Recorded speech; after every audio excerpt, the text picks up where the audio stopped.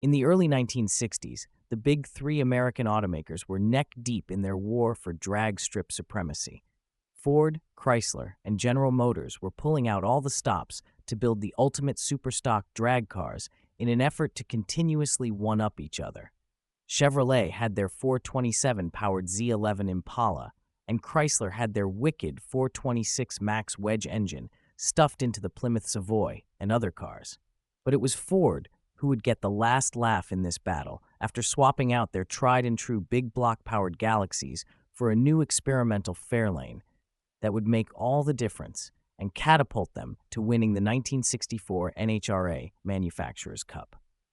Their 550 horsepower 11-second creation would turn the upside down. This is the story of the 1964 Ford Fairlane Thunderbolt before we can go into the Thunderbolt itself, and why it was such a powerful force on the strip. We need to set the stage in the early 1960s. The pony car wasn't even a thing yet. The Mustang, Camaro, and Challenger were yet to be introduced, which meant that the big three automakers would be ducking it out with full-size cars primarily for when it was competing in the NRA Superstock series. In the early 60s was primarily running their full-sized Ford Galaxies.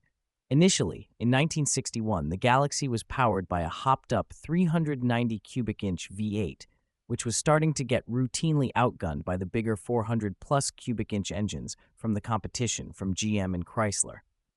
By 1962, Ford had released a 406 cubic inch version of that 390, which was now comfortably sitting over 400 horsepower.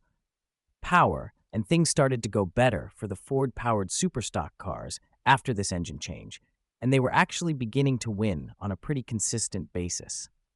Then, in 1963, Ford dropped their 427 cubic inch version of their engine to replace the 406, which is where the story of the legendary 1964 Thunderbolt begins. Now, the 1963 Galaxy Lightweight, which was the car that preceded the Thunderbolt, with the 427 under the hood, was a pretty fast car. The problem with all the Galaxies, though, was that they just had a little bit too much weight to have to push around for a racer's liking. Even with all the weight reduction that everyone tried to do, the Galaxies, at the lightest they could get them, were just over 3,400 pounds.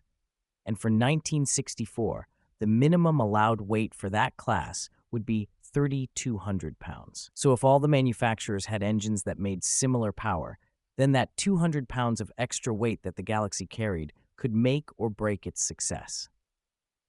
Now enter the Ford Fairlane. The Fairlane was a more mid-sized offering from Ford that had a serious weight advantage. Fully unloaded and dry, they tipped the scales at about 3,000 pounds, which meant that with fuel, a driver, and a bigger engine, these cars would be much closer to that 3,200-pound weight limit than the Galaxies were, which would give the Fairlane quite the edge over the Galaxy. But in order to race this Fairlane trim, they would have to build 100 road-going cars of the same spec to meet NHRA requirements. And the main elephant in the room with doing so would have to be the one under the hood. See, the Fairlane at the time was only available with a 289 cubic inch small block as its largest engine option, which, as you can imagine, is considerably smaller than a 427 cubic inch big block Ford.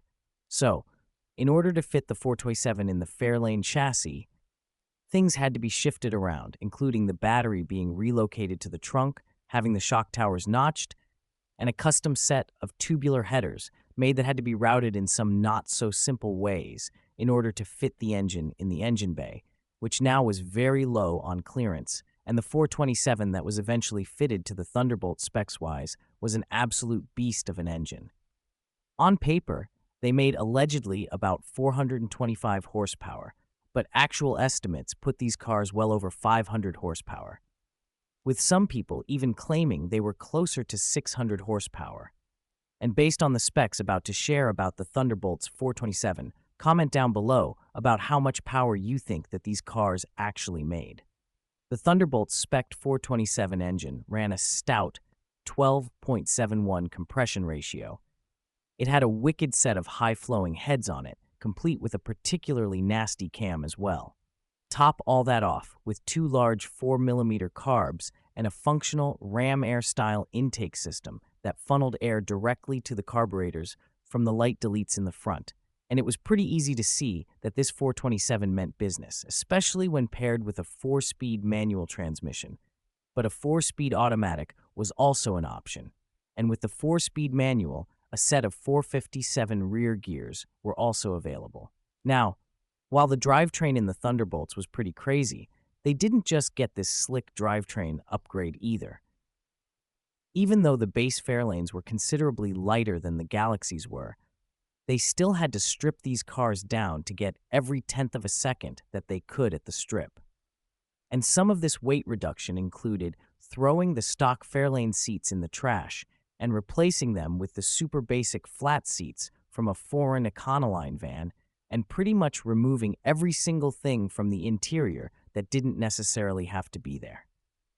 We're talking the radio, sound deadening, sun visors, armrests, and they even deleted the passenger side windshield wiper at that point, because why not? They carried these weight reductions over to the exterior of the Thunderbolt as well, with lightweight fiberglass fenders, fiberglass doors, and that iconic fiberglass teardrop hood. Initially, they even put fiberglass bumpers on the Thunderbolt as well, but the NHRA soon said that that was not allowed, so they replaced them with aluminum versions instead.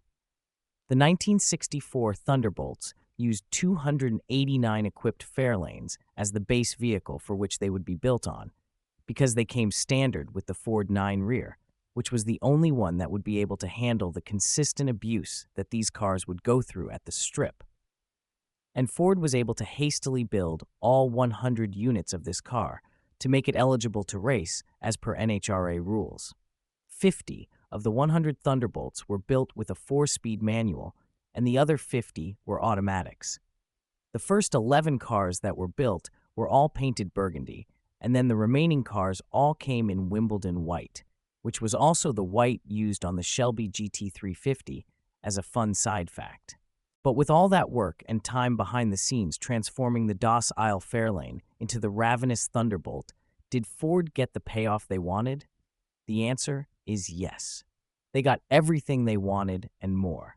These Thunderbolts were about as close to a rocket ship as you could buy from the factory. 11-second quarter-mile times were very doable for the Thunderbolt, with some of the best times in period coming in at the very low 11-second range.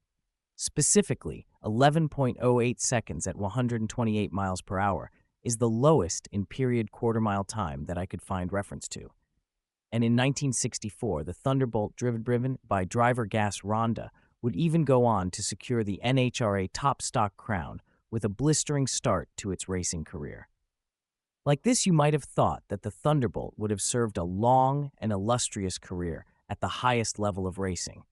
And while that may have been true for some cars, but by 1965, the racing space had changed, and stuffing these large displacement engines into the smaller, more compact cars that were coming out, and what ultimately would become pony cars in the future, which rendered the full-size drag cars no longer really necessary, giving the Thunderbolt just a single year of production.